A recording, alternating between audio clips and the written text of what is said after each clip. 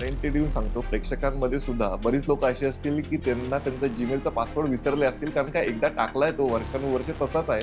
आता व्यक्तीला हेरून गुन्हे केले जातात, म्हणून आम्ही आता फिशिंग म्हणत नाही, आम्ही त्याला आता स्पिअर फिशिंग म्हणतो. स्पिअर फिशिंग म्हणजे थोडक्यात त्या व्यक्तीला हेरायचं, त्याची पूर्ण माहिती घ्यायची, त्याच्यातले कच्चे दुवे ओळखायचे, त्याला काय आवडतं काय नाही आवडत ते सगळे, म्हणजे थोडक्यात प्रॉपर स्टडी करून प्लॅनिंगनी एक्झिक्यूट केलेला एखादा सायबरचा फ्रॉड, त्याला आम्ही स्पिअर फिशिंग म्हणतो. ते गुन्हे वाढलेले आहेत.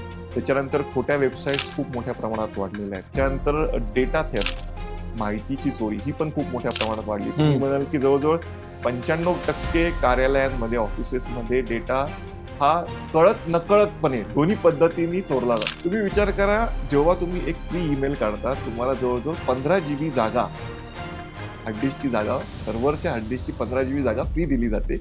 ही खरंच फ्री आहे का? टेलिग्राम हॅक झालंय, व्हॉट्सॲप हॅक झालंय किंवा फेसबुक हॅक झालंय आणि त्याच्यावरनं काही पैशाची मागणी केली जाते. काही लोक त्याला बळी पडतात. ज्याचे हॅक झालेले असते त्याला जेव्हा कळतं कुणाकडनं तरी फोन आला की अरे तुला पैशाची गरज आहे, म्हणतो नाही, तर म्हणे फेसबुकवर SMS पाठवायचा 1 रुपयाला, तो आता तसा राहिलेला नाही. आपण कितीतरी मेसेज फ्री पाठवतो, पण खरंच हे फ्री आहे का हा प्रश्न आपण स्वतःला विचारायला पाहिजे, कारण का त्याच्या बदल्यात आपण आपली वैयक्तिक माहिती त्यांना देत असतो.